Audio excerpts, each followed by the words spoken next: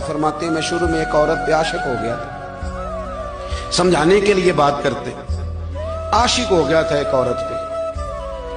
तो मैंने इशा की नमाज उसके मोहल्ले में जाके पढ़ी। चूंकि मेरा मजहबी घराने से ताल्लुक था, नमाज में पढ़ता था, तो इमाम साहब जो थे ना, ये दाता साहब ने लिखा है कशफुल माजूद, इमाम साहब ने ना आयात जरा लंबी पढ़ी।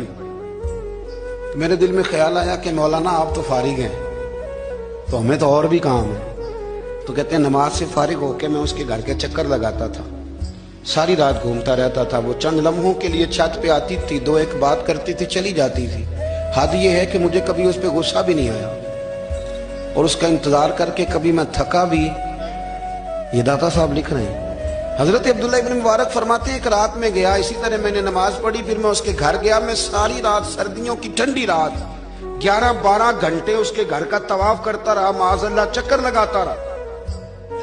आधी रात को सहरी के वक्त वो छत पे आई 1 मिनट के लिए, और कहने लगी घर में मेहमान बहुत ज्यादा हैं, आज बात नहीं हो सकेगी। हजरत अब्दुल्ला इब्न मुबारक फरमाते हैं कि मैं जब वापस लौटा तो ना मुझे उस पर गुस्सा था, ना मुझे थकावट थी, बल्कि मेरे दिल के अंदर उसके लिए मोहब्बत बढ़ रही थी। मैं कह रहा था कितनी अच्छी है बेचारी, इतने राश में भी और इतनी मजबूरी में भी 1 मिनट के लिए छत पे आई है, फिर भी मुझे उससे प्यार बढ़ रहा था। कहते हैं जब मैं थोड़ा आगे बढ़ा तो फजर की अजान हो रही थी, यकदम मेरे अंदर से आवाज उठी।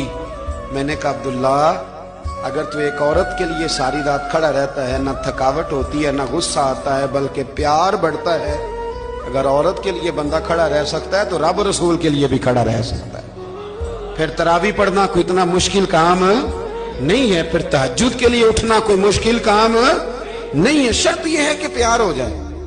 एक औरत के लिए अगर ये सारा कुछ हो सकता है तो अल्लाह रसूल के लिए भी हो सकते हैं। फरमाते मैंने तौबा कर ली, और फिर मेरा हाल ये है कि वो तौबा की, और फिर 60 साल गुजर गए, सारी रात मुसल्ले पे खड़ा रहता हूं, मुझे कभी थकावट नहीं हुई।